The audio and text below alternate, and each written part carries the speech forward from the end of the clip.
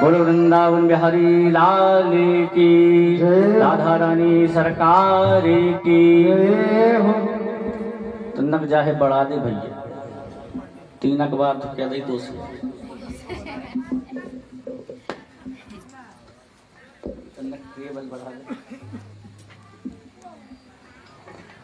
तो आज हम और आप तृतीय दिवस की कथा में विराजमान हैं। 3 दिवसों से हम भगवान की मधुरादि मधुर कथाओं को श्रवण करते हुए आ रहे हैं। कल हमने बहुत सुंदर परीक्षित जी के जन्म की कथा को श्रवण किया। सर्वप्रथम श्रीमद् भागवत महापुराण को यदि किसी ने श्रवण किया है तो है परीक्षित जी महाराज। सुखदेव जी के द्वारा उनको तक्षक नाम के डसने का जब श्राप लगा तो उनके द्वारा श्रीमद् भागवत महापुराण श्रवण कराई गई।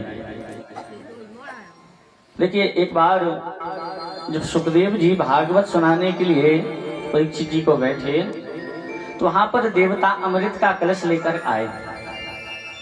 वो देवता जब अमृत का कलश लेकर आए तो सुखदेव जी से कहा कि आप परीक्षित जी को यह हमारा अमृत पिला दो।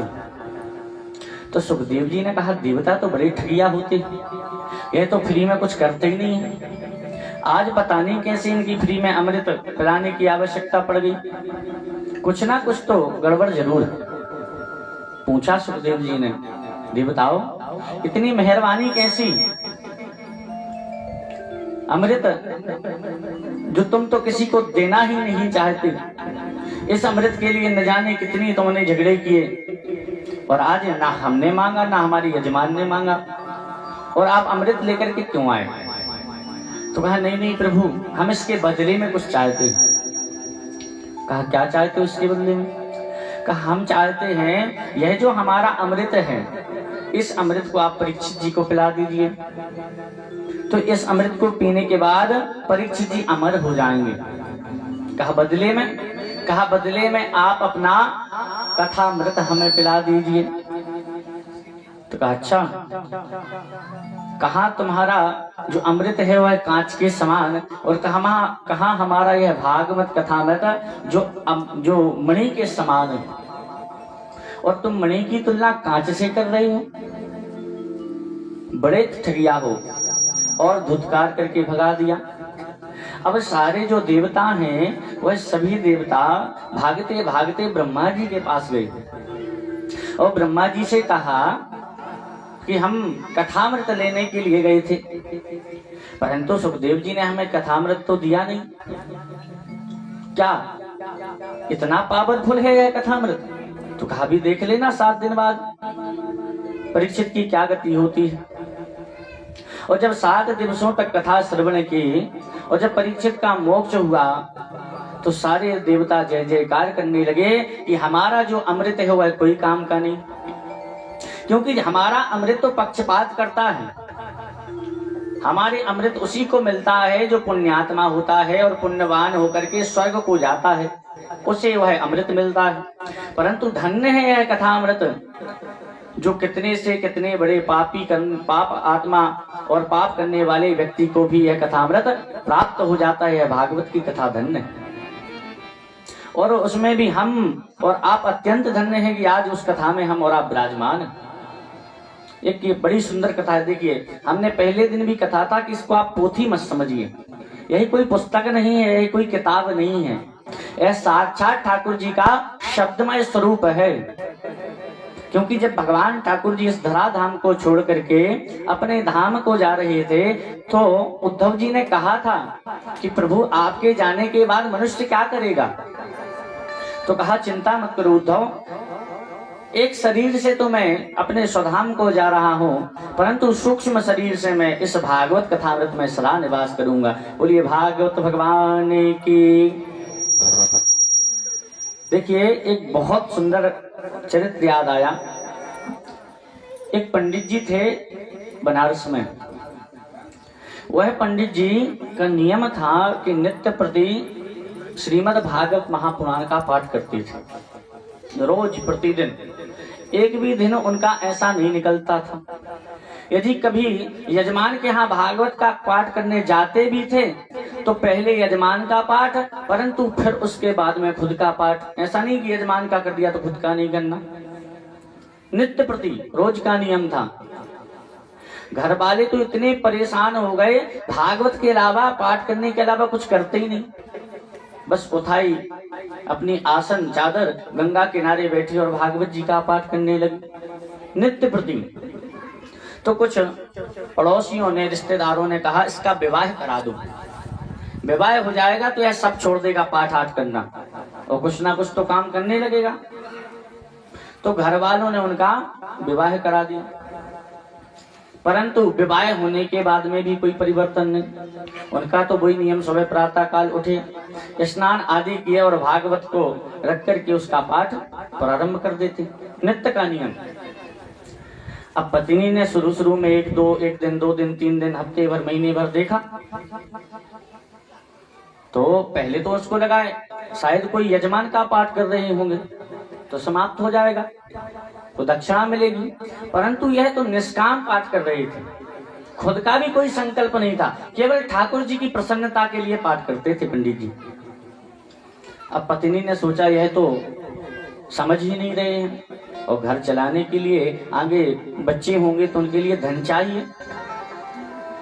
तो वह जो पंडितायनी थी वह अन्य घरों में जाकर भोजन बनाने का काम करने लगी। देखिए, यह मत सोचना कि पंडित जी अलाल थे, आलस्य नहीं था उनमें, केवल भागवत महापुराण और भगवान के लिए प्रेम था और कुछ नहीं करना चाहते थे दुनिया में। अंत में आपको पता लगेगा क्या मिला उनको। तो वह जो पंडित जी हैं वह नित्य प्रति पाठ करते। अब पंडितानी घरों में भोजन बनाने जाने लगे। एक दिन की घटना है, कुछ संत काशी पधारे और काशी में आकर के उन्होंने पूछा कि यहाँ कोई वैष्णव का घर है क्या? कोई वैष्णव का घर हो तो हम प्रसादी पालें। तो किसी ने बता दिया कि हाँ, एक पंडित जी हैं, नित्य प्रति भागवत का पाठ करते हैं, वह बड़े वैष्णव हैं, बड़ा सुंदर उनका जीवन है, नित्य प्रति भगवान की भक्ति में ही लगे रहते हैं, गृहस्थ आश्रम में रहकर भी ऐसा लगता है मानो वो तो संत ही हैं, ऐसे उनकी वृत्ति है। आप चाहो तो उनके घर चले जाइए। अब जितने भी संत महात्मा थे, सारे संत महात्मा पंडित जी के घर पहुंच गए। पंडित जी का दरवाजा खटखटाया, अंदर से पंडितानी आई, दरवाजा खोला, देखा 10-12 संत महात्मा हैं, बढ़िया त्रिपुंड लगाए हुए। और पंडितानी जी को जैसे ही देखा तो प्रणाम किया, कहा प्रणाम भैया, हम 10-12 मूर्ति हैं और हमने सुना है कि आप और आपके पंडित जी बड़े सुंदर वैष्णव हैं। यदि आप बुरा ना माने तो हमें बहुत तेज भूख लगी है, आप कुछ प्रसादी बनाकर ठाकुर जी को पवाएं और हमें आकर के भोग लगाएं ताकि हम भी पा सकें। पंडितानी तो बड़ी प्रसन्न, बताओ आज हमारे पर इतने सारे संत इकट्ठे होकर के पधारे। अंदर रसोई में गई, रसोई में जाकर के डिब्बों में देखा तो इतना अनाज नहीं था घर में, इतना भोजन की सामग्री नहीं थी कि 10-12 लोगों को भोजन कराया जा सके। अब पंडितानी ने सोचा कि सामग्री नहीं है तो चलो जहां धन रखते थे जिस डब्बे में, वहां जाकर धन निकाल कर सामग्री को ले आओ।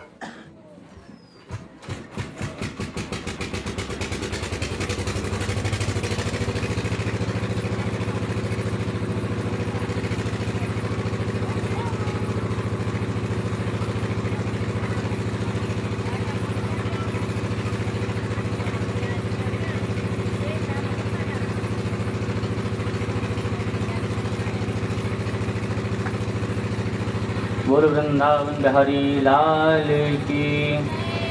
देखिए आप सभी एक बार जोरदार जयकारा लगाएं।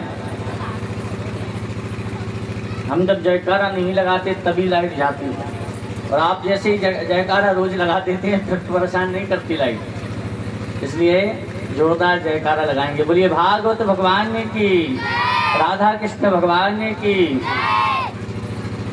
तो जो पंडितानी हैं उन्होंने जाकर घर में जहाँ पैसा रखते थे उस डिब्बे को खोला, और जब उस डिब्बे को खोला तो देखा कि उसमें इतना धन भी नहीं है कि 10-12 लोगों के भोजन की सामग्री आ जाए। सोचा अब क्या किया जाए। अब कहीं अंदर जाएं पंडितानी, कहीं बाहर जाएं, समझ में नहीं आ रहा क्या किया जाए। तो संत महात्मा जो थे वह समझ गए। उनको पता लग गया कि घर में शायद कुछ गड़बड़ है या तो कुछ है नहीं। तो पंडितानी को उन संतों ने बुलाया, बेटा थोड़ा आज हम जल्दी में हैं, हमें जल्दी निकलना है, इसलिए तुम तो केवल जल बस पिला दो। जब जल पिलाने के लिए कहा तो पंडितानी ने कहा, अभी आकर आपने पहली बात में तो यही कहा था कि हमें बहुत तेज भूख लगी। कहा नहीं नहीं बेटा, आप तो जल बस पिला दो, हम बहुत जल्दी में हैं, सब लोग कह रहे हैं कि जल्दी निकलना चाहिए। ब्राह्मणी तो समझ गई कि संतों को समझ में आ गया है कि घर में कुछ है नहीं खाने के लिए। आज तक ब्राह्मणी ने पंडित जी से कभी भी कुछ नहीं कहा था पाठ करने पर, परंतु आज तो ताम्र वर्ण नेत्र हो गया, आंखें लाल हो गई, और जाकर पंडित जी से कहा कि दिन रात क्या यह भागवत का पाठ करते रहते हो। बताओ आज हमारे घर में इतने संत पधारे और उनके लिए हमारे घर में भोजन भी नहीं है। और गुस्से में भागवत जी की पोथी ली और पंडित जी की गोद में पटक दी और कहा, आज से या तो इसका पाठ करना छोड़ दो और नहीं तो घर से निकल जाओ। पंडित जी के नेत्रों में आंसू। पंडित जी कहते हैं प्राण निकल जाएंगे परंतु भागवत का पाठ करना नहीं छोड़ेंगे। और ठाकुर जी से प्रार्थना मनी मन कहते जा रहे हैं, ठाकुर जी बुरा मत मानना, मेरी जो पत्नी है वह बड़ी अच्छी है, बड़ी सरल है, पता नहीं आज उसको क्या हो गया, आपके बारे में बुरा भला कह रही है, वह जानती नहीं है कि आप कौन है, कैसे हैं, उसको क्षमा कर देना। मन में सोचते जा रहे हैं, भागवत जी को उठाया और घर से निकल गए। गंगा किनारे के आकर के बैठ गए, नेत्रों से आंसू गिरते जा रहे हैं और ठाकुर जी से प्रार्थना कर रहे हैं कि हे ठाकुर जी, मेरी जो पत्नी है उसने जो आपसे शब्द कहे हैं उनको क्षमा करिए। और वहां पर ब्राह्मणी भी यही सोच रही है, बताओ ऐसे कैसे भगवान, जिंदगी भर मेरे पति को पाठ करते हुए हो गए, समय पर तो कम से कम सहयोग किया करें। जब मेरे घर में इतने बड़े बड़े संत पधारे, उनके भोजन की भी व्यवस्था में नहीं कर पाई। ऐसे भगवान कोई काम के नहीं है। इतना सोच ही रही थी पंडितानी कि तब तक ठाकुर जी एक नन्हे बालक का रूप धारण किया। बड़ी सुंदर पीली वर्दनी पहने हुए हैं, कमर में स्वापा बांधे हुए हैं, बांसुरी उसमें फंसी हुई है, गले में वैजंती की माला धारण किए हुए हैं और सिर पर मोर पंख का मुकुट धारण किए हुए हैं और हाथ में एक टोकनी ली। उस टोकनी में सिर पर रख करके और जैसे बेचने वाले कोई रास्ते पर जाते हैं ऐसे ही उस टोकनी को सिर पर रख करके और पंडित जी के दरवाजे पर पहुंच गए ठाकुर जी। सबसे पहले ठाकुर जी ने दरवाजा खटखटाया। अब मैया तो वैसे ही चिंतित थी।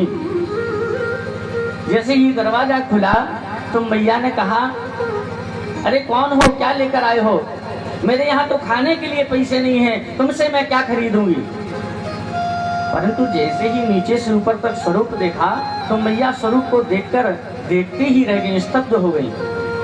मानो जैसे किसी ने वहीं पर उनको खड़ा करके पकड़ लिया हो, ना हिल रही है, ना डुल रही है, ना नेत्र हिल रहे, केवल ठाकुर जी को छवि को देखती जा रही हैं।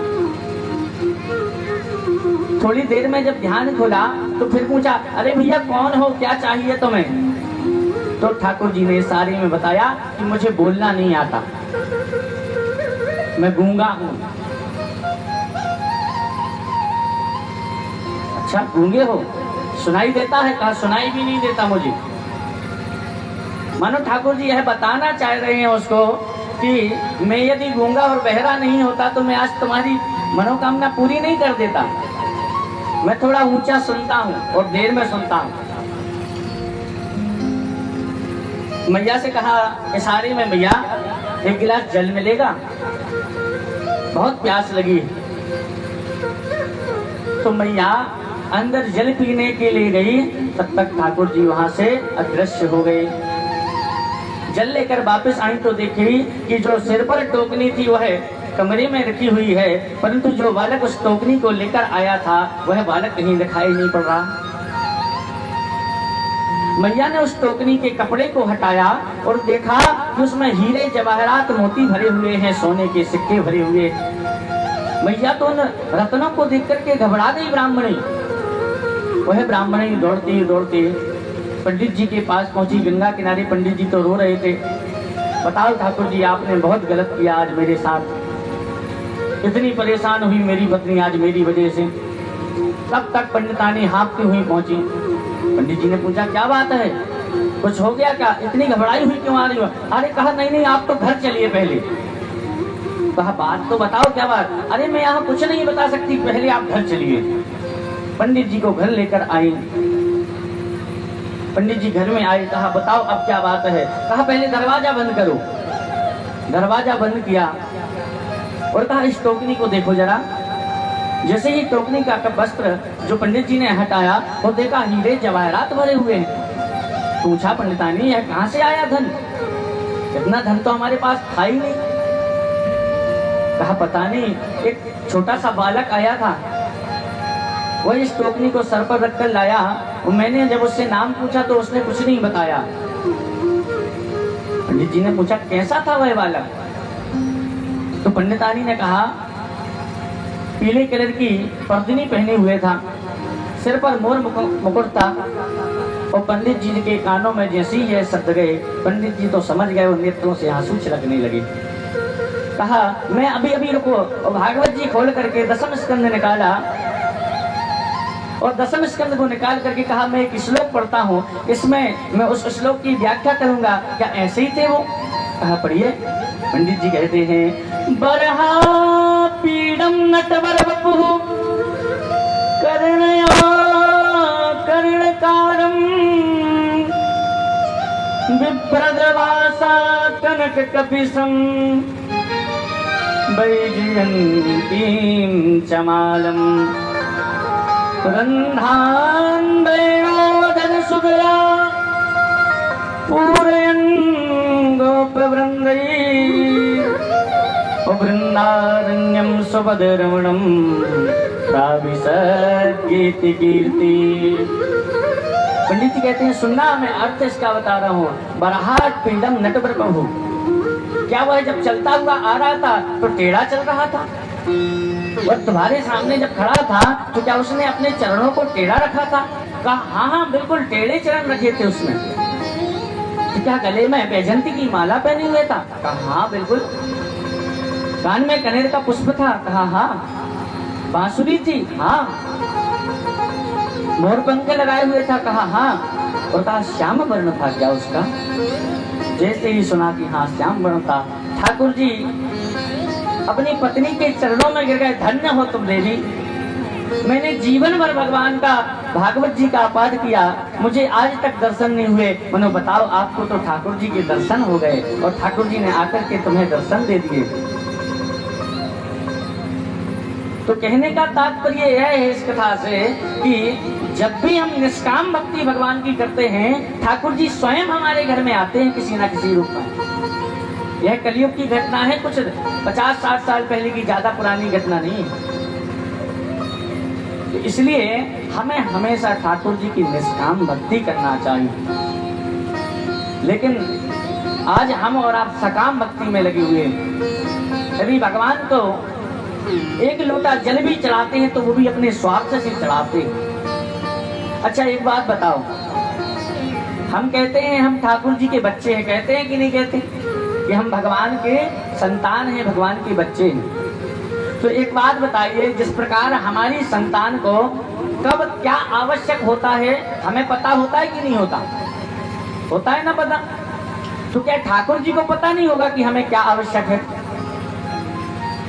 जब आप समझते हैं कि वह हमारे माता पिता हैं तो फिर मांगते क्यों हैं? जब उनको लगेगा कि मेरे आज पुत्र को इस चीज की आवश्यकता है, ठाकुर जी आपको स्वतः ही प्रदान कर देंगे, मांगने की आवश्यकता ही नहीं है। हमें तो पूजन करते समय, भगवान की साधना करते समय केवल हाथ जोड़कर यही कहना चाहिए, ठाकुर जी जो आपको अच्छा लगे वही करना।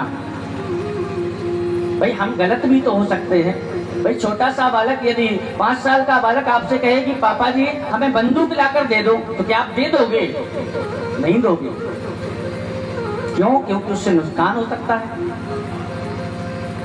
ऐसे ही ठाकुर जी हैं, हम मांगते हैं लेकिन हमें पता नहीं होता कि उस वस्तु को जब हमारे पास वह वस्तु आएगी तो उससे हमें नुकसान तो नहीं होगा। इसलिए ठाकुर जी हमें वही देते हैं जिससे हमें नुकसान ना हो।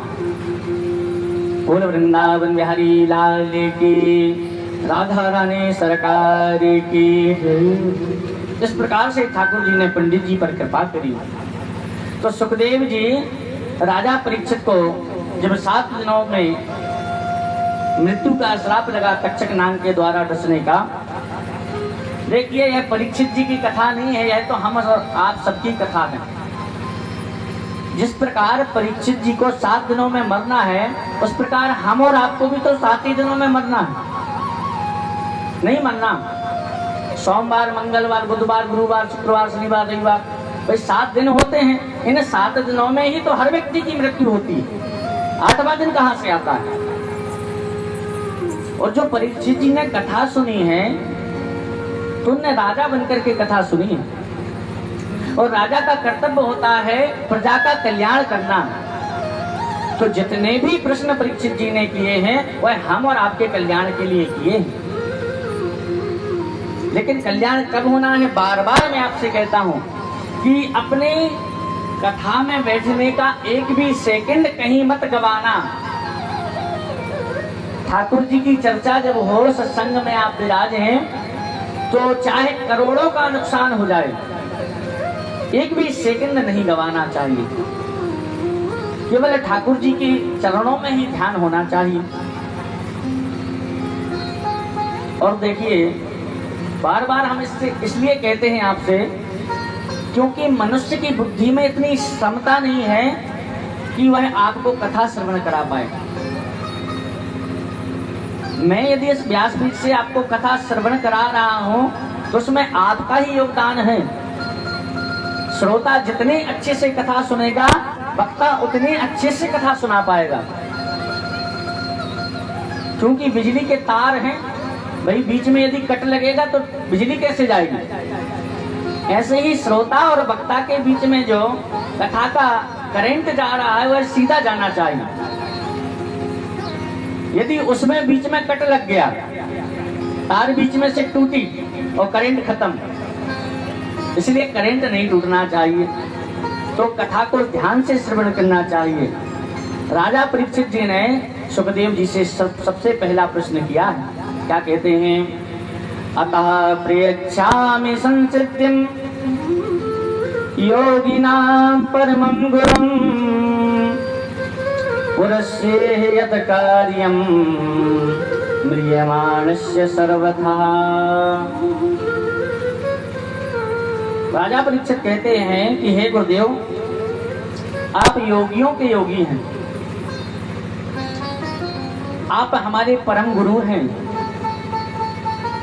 जिस भी व्यक्ति की मृत्यु 7 दिन में होने वाली हो, उसके लिए मोक्ष पाने के लिए सबसे सरल साधन कौन सा है, यह बताने का कष्ट करें। तथा यह भी बताएं कि इस संसार में मनुष्य का जन्म क्यों हुआ। तब श्री सुखदेव जी कहते हैं, परीक्षित तुमने बड़े उत्तम बात पूछी है और तुमने सारे संसार के कल्याण के लिए प्रश्न किया है। सो ध्यान से सुनो।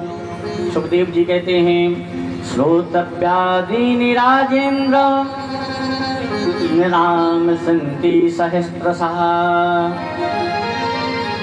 राजन सुनिए, यह जो आपने प्रश्न किया है उसका उत्तर यह है कि संसार के जो समस्त प्राणी हैं उनका जन्म तो परमात्मा की प्राप्ति के लिए ही हुआ है, परंतु वह घर गृहस्थी में फंसकर उनका जीवन धीरे धीरे निकलता जा रहा है।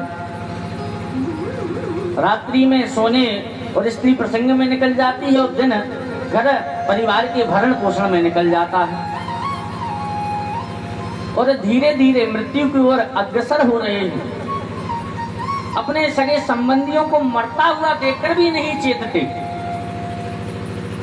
हम रोज देखते हैं ना कहीं हमारे रिश्तेदारों में, नातेदारी में कभी ना कभी कोई ना कोई मरता ही रहता है। जब हम उसके अंतिम संस्कार में जाते हैं तो सब लोग कहते हैं राम नाम सत्य है और सत्य बोलो मुक्ति है। बोलते कि नहीं बोलते? और महाराज जब तक शमशान ना पहुंच जाए तब तक तो इतनी ज्ञान की बातें करेंगे जैसे ब्रह्म ज्ञानी हो सब लोग। अरे बताओ क्या धरा है इस जीवन में? कल बताओ इतना अच्छा हमसे बोल रहा था, बात कर रहा था, आज बताओ चला गया। इससे अच्छा तो भगवान का भजन ही करना चाहिए। इस संसार में कुछ भी नहीं रखा है। कब तक बोलेंगे? जब तक उसमें आग नहीं लगी। और जैसे ही आग लगाकर इस स्मशान से बाहर आए तुरंत फोन लगता है, क्यों बेटा भोजन बन गया कि नहीं बन गया? और वो खेत में थ्रेसिंग लगी थी, वहां कोई गया कि नहीं गया? बोलते कि नहीं बोलते? तो वहां ब्रह्म ज्ञान स्मशान में जैसे ही आग लगाई और वहीं पर सारा ब्रह्म ज्ञान खत्म हो जाता है, नष्ट हो जाता है। जबकि ऐसा नहीं करना चाहिए। मैं पूर्व में भी आपको कह चुका हूं कि यह जो संसार है इसको भोगिए तो, परंतु यह जानकर भोगिए कि ठाकुर जी आपके द्वारा दिया गया है, इसलिए है आपका, मेरा कुछ नहीं। लेकिन आज तो रीति ही बदल गई। आज तो भगवान से ही कहते हैं हम कि आपका कुछ नहीं है, जो है सब मेरा ही है। अहंकार आ गया ना हमारे अंदर, अहंकार की वृत्तियां आ गई। भगवान को ही मूर्ख बनाते हैं, उनको ही चराने चलते हैं। पूजन भी भक्ति भी करते हैं तो रिश्वत देते हैं भगवान को। ऐसा हो जाए तो ये चढ़ाएंगे, ऐसा हो जाए तो वही चढ़ाएंगे। जबकि कभी कभी सोचता हूँ कि ठाकुर जी ने जब मनुष्यों को बनाया होगा तो यह तो नहीं सोचा होगा कि इतने निकृष्ट होंगे यह मनुष्य कि जिसने बनाया उसी को भूल जाएंगे, जिसने जन्म दिया उसी की याद नहीं करेंगे। अच्छा एक बात बताओ, जाना तो वही है भाई, सबको जाना कि नहीं जाना एक न एक दिन। और जब हम बरमान जाते हैं तो कितना सुंदर बैग लगाते हैं कि चलो आज बरमान जा रहे हैं, कपड़े रख लो, बाटल रख लो।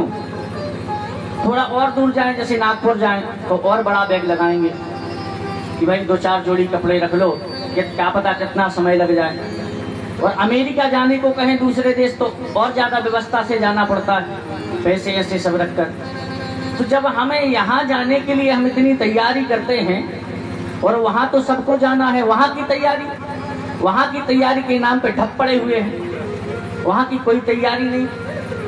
और जबकि जाना सबको है और वहाँ जाने का किसी को समय भी नहीं पता कि कब समय आ जाए, कथा पूरी सुन पा रहे कि नहीं सुन पा रहे, और वहाँ की तैयारी के नाम पर बैठे हुए हैं, कोई तैयारी नहीं है। तो हमें हमेशा यह ध्यान रखना चाहिए कि पता नहीं अगले क्षण हमारी मृत्यु हो जाए। यह हमेशा ध्यान में रहना चाहिए। अगले क्षण मृत्यु का जब ध्यान में रहेगा तभी तो 24 घंटे हमारे मुख पर भगवान का नाम होगा कि पता नहीं यदि अभी नहीं लिया तो तुरंत मर गए, फिर क्या करेंगे। इसलिए लेते रहो, जब मरना हो तो मर जाएंगे, लेकिन नित्य और निरंतर भगवान का नाम अपने मुख से निकलना चाहिए। क्योंकि इस जीवन का कोई भरोसा नहीं है, इस जिंदगी का कोई भरोसा नहीं है, कल यह जिंदगी नष्ट हो जाए। एक कवि ने बड़ा सुंदर कहा है, क्या भरोसा है इस जिंदगी का, साथ देती नहीं है किसी का, क्या भरोसा है इस जिंदगी का। क्या भरोसा उस साथ देती नहीं है किसी का, क्या भरोसा है इस जिंदगी का। साथ देती नहीं है किसी का, क्या भरोसा है इस जिंदगी का। साथ देती नहीं ये किसी का, क्या भरोसा।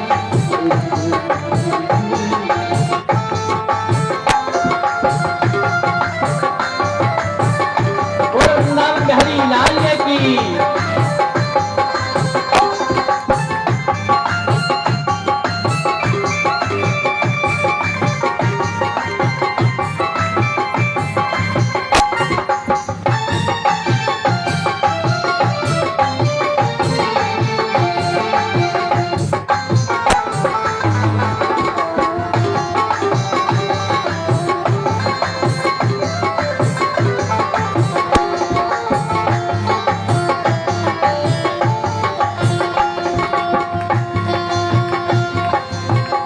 सांस रुक जाएगी चलते चलते, सांस रुक जाएगी चलते चलते, शम्मा बुझ जाएगी जलते जलते। सांस रुक जाएगी चलते चलते, शम्मा बुझ जाएगी जलते जलते। दम निकल जाएगा रोशनी का, दम निकल जाएगा रोशनी का। साथ देती नहीं है किसी का, क्या भरोसा है इस जिंदगी का। साथ देती नहीं है किसी का, क्या भरोसा है इस जिंदगी का।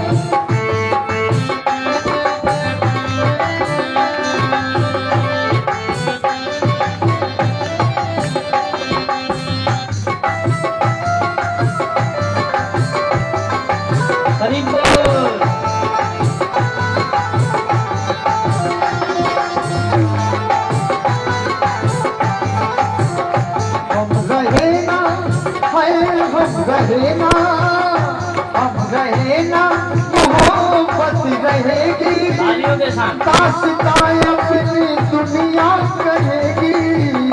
हम रहना मोहब्बत रहेगी, दास्तां सारी दुनिया कहेगी। हम रहना मोहब्बत रहेगी, दास्तां सारी दुनिया कहेगी। नाम रह जाएगा आदमी का, नाम रह जाएगा आदमी का। वो साथ देती नहीं है किसी का, क्या भरोसा है इस जिंदगी का। वो साथ देती नहीं है किसी का, क्या भरोसा है इस जिंदगी का। हरि बोल।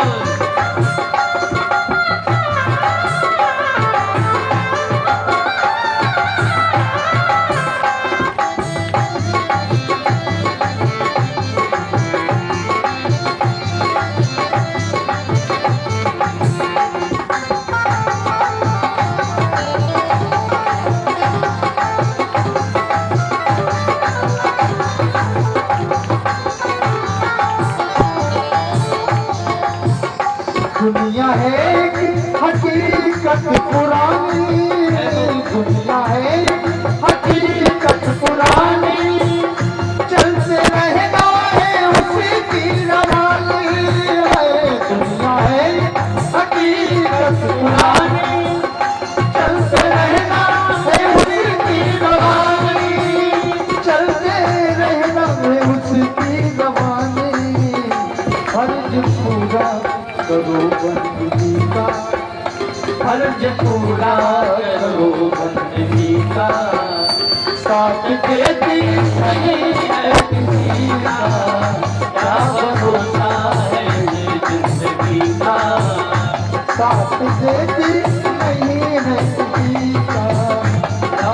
भरोसा है किसी का, साथ देती नहीं है किसी का, भरोसा है किसी का, साथ देती नहीं है किसी का।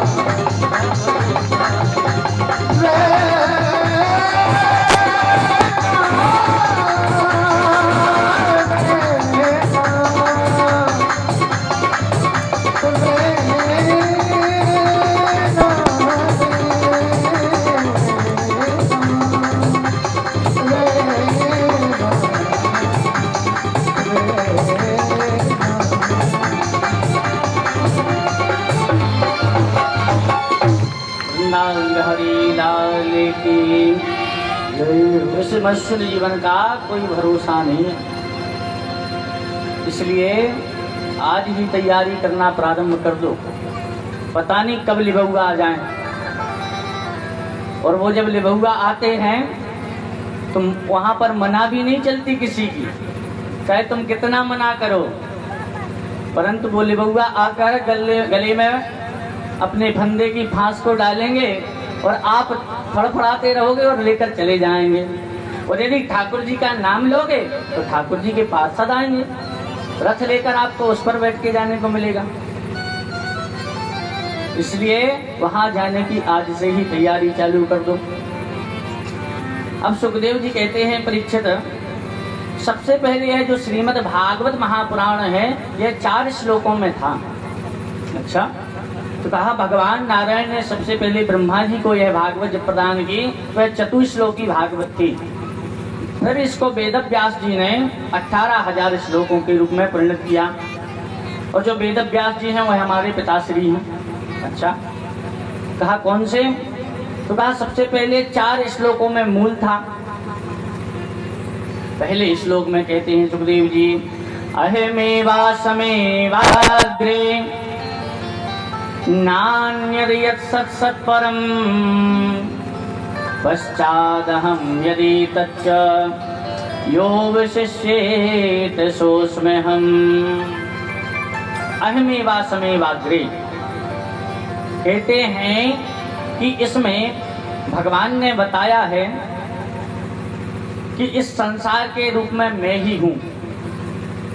ठाकुर जी खुद बता रहे हैं कि जब यह संसार नहीं था तब भी मैं था, यह संसार है तब भी मैं ही हूँ, और जब यह संसार नहीं रहेगा तब भी मैं ही रहूंगा। कैसे? जैसे सोना, स्वर्ण जो होता है, होता तो स्वर्ण ही है, परंतु जब उसका गला करके उसका कोई आभूषण बना दिया जाए तब भी वह स्वर्ण ही रहता है, और उसके बाद उस आभूषण को गला करके फिर से जब इकट्ठा कर देते तब भी वह स्वर्ण ही होता है। ऐसा है कि नहीं? जैसे मिट्टी है, मिट्टी होती है, परंतु उसको जल डाल करके जब उसको घड़े के रूप में परिवर्तित करते हैं तब भी वह मिट्टी ही होती है, और जब वह घड़ा फूट करके मिट्टी में मिल जाता है तब भी वह मिट्टी ही होती है। ऐसे ही भगवान, जो यह संसार नहीं था तब भी वह थे, इस संसार के रूप में भी वही हैं, और जब यह संसार उनमें विलीन हो जाएगा तब भी केवल वही रहेंगे। द्वितीय श्लोक में बताया, इसमें भगवान का वर्णन किया, और दूसरे श्लोक में भगवान की माया का वर्णन किया। क्या कहते हैं?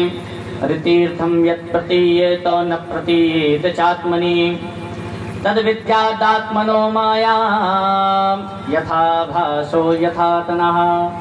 इस श्लोक में भगवान की माया का वर्णन किया। कहा परीक्षित, भगवान की जो माया है उससे इन संसार में कोई नहीं बच सकता।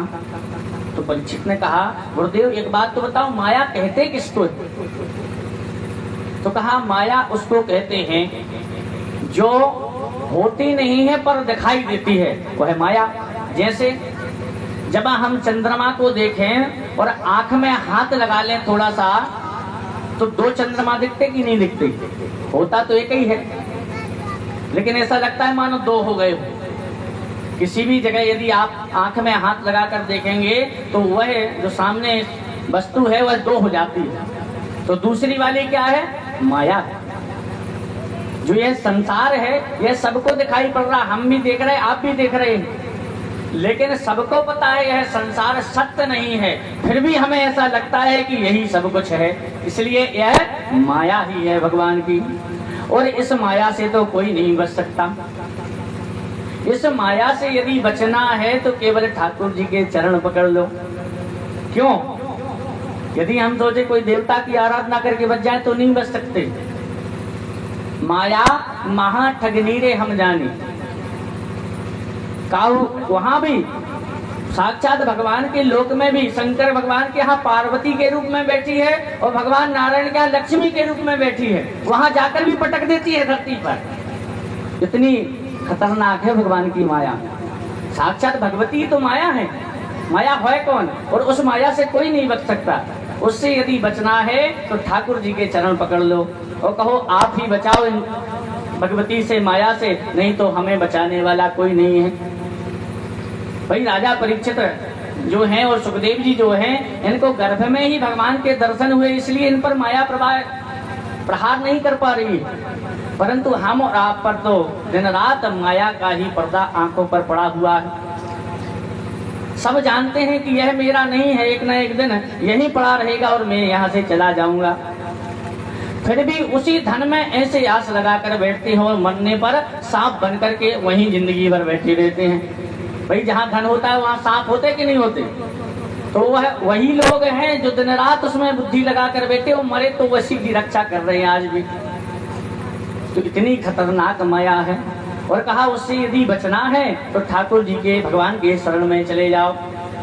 तृतीय श्लोक में जगत तत्व और भगवान के तत्व का वर्णन किया है। कहते हैं यथा मृहंसि भूतानि भूतेष्वनेष्वनो प्रविष्टान्न प्रविष्टानि तथा सेतो नमोचया। इस श्लोक में परम तत्व का वर्णन किया, जो भगवान ने क्षिति जल पावक गगन समीरा यह 5 तत्वों की रचना की, और इन्हीं 5 तत्वों के द्वारा हमारी भी रचना हुई। यह हमारा जो शरीर है इसमें दिखता जरूर नहीं है, लेकिन 5 तत्वों से ही यह शरीर बना हुआ है।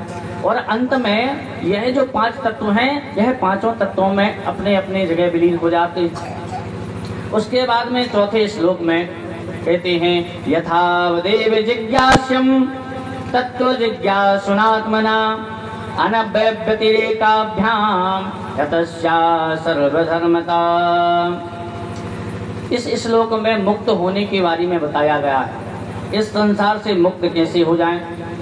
तो कहा इस संसार से यदि मुक्त होना है तो उसके पास जाओ जो मुक्त हो चुका हो, अर्थात संतों की शरण में चले जाओ। जैसे नारद जी है ना, भाई किसी भी भक्त को यदि भगवान की प्राप्ति करना है तो सबसे पहले गुरु बनाना पड़ेगा।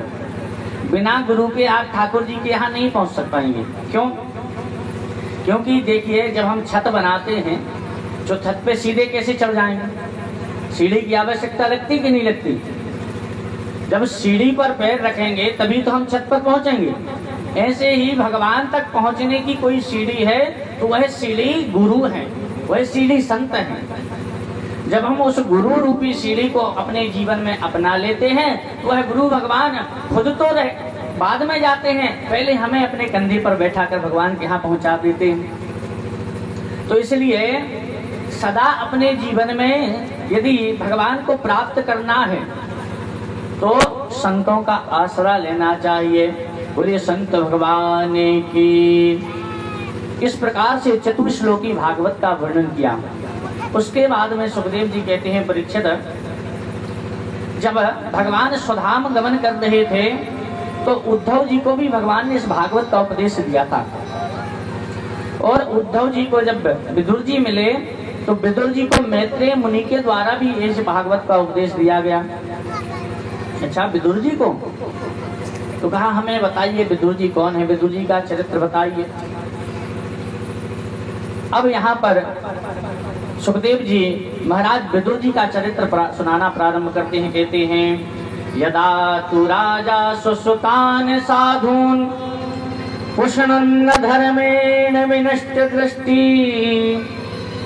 भ्रातुर्यवस्तस्य सुतान विबन्धून् प्रविश्य लाक्षा भवने ददाह।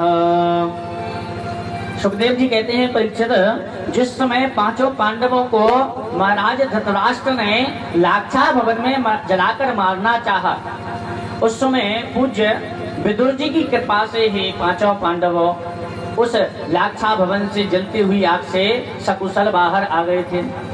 अच्छा, कहा हाँ, आपके जो दादाजी लोग थे उनको धृतराष्ट्र ने लाक्षा भवन में जलाकर मारना चाहा था, परंतु भगवान श्री कृष्ण की कृपा और विदुर जी की नीति के कारण उस जलती हुई अग्नि से उनको बाहर निकाल दिया गया था। उसके बाद में कहते हैं सुखदेव जी, ये जो विदुर जी हैं यह धृतराष्ट्र जी के यहाँ सलाहकार थे, सचिव थे। जब धृतराष्ट्र को पता लगा कि लाक्षा भवन से जलते हुए पांडव बाहर आ गए हैं, तो पांडवों के लिए राजा धृतराष्ट्र ने खांडव वन प्रदान किया था। खांडव वन जो है उनके लिए रहने को दे दिया था। सब कुछ तो छिन गया था धुएं में, आगे आपको कथा बताएंगे। इनके पास कुछ भी नहीं बचा था। अब यह जो पांडव हैं वन वन में जंगलों में रहा करते थे, ब्राह्मण का वेश धारण करके रहते थे, कोई पहचान ना पाए। एक दिन की बात है, महाराज द्रुपद के यहाँ उनकी पुत्री द्रौपदी का स्वयंवर रखा गया। द्रौपदी के स्वयंवर में सारे राजा महाराजा जितने राजकुमार थे सभी पधारे। स्वयंवर में एक प्रतिज्ञा रखी गई कि जो भी इस धनुष को प्रत्यंचा चढ़ाकर जल में देखकर घूमती हुई मछली के नेत्र में बाण मारेगा, उसी से द्रौपदी का विवाह किया जाएगा। सब लोग वहां पर थे।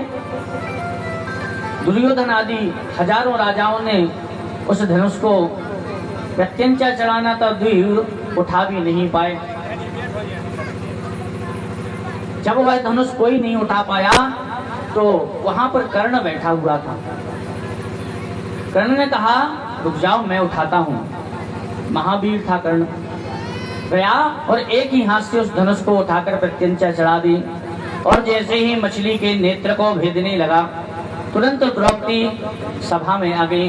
अरे कहा, मैं क्षत्रियाणी हूँ, राजकुमारी हूँ, मैं सूत पुत्र से विवाह नहीं करूंगी। कर्ण को बड़ा बुरा लगा, वहीं धनुष को रख करके बाहर चला गया। परंतु दुर्योधन ने वहां पर कर्ण का फायदा उठा लिया, तुरंत ही उसको अपना मित्र बना लिया। कहा, मित्र तुम चिंता क्यों करते हो, मैं तुम्हें राजा बनाऊंगा। और दुर्योधन का मित्र बन गया कर्ण। अब यहाँ पर हजारों राजा अपना प्रयास कर चुके हैं, कोई भी मत्स्य भेद नहीं पा रहा है। महाराज द्रुपद को लग रहा है पता नहीं कोई इस मत्स्य के नेत्र का भेदन कर पाएगा, मछली के नेत्र को भेद पाएगा कि नहीं। तब तक 5 पांडव जो हैं वह सभी पांडव ब्राह्मण के भेष में वहीं पर बैठे हैं सभा में। भगवान श्री कृष्ण भी वहीं पर हैं। भगवान श्री कृष्ण ने मुस्कुराते हुए अर्जुन की ओर देखा तो अर्जुन समझ गए कि प्रभु कुछ कह रहे हैं। अर्जुन उठे और उठ करके सबसे पहले ठाकुर जी को प्रणाम किया और अपने बड़े भैया को प्रणाम किया। गए और जाकर के धनुष को उठाया और बाण लगा करके जल में देख करके मछली की मत्स्य के जो नेत्र था उसको भेद दिया। तालियां बजने लगी, लेकिन द्रौपदी के मन में तो चिंता आ गई। मैं तो अर्जुन से विवाह करना चाहती थी, यह पता नहीं कौन पंडित जी हैं जिनसे मेरा विवाह होगा। तब तक भगवान ने आकर के द्रौपदी के कान में कहा कि द्रौपदी चिंता मत करो, यह ब्राह्मण के वेश में अर्जुन ही हैं।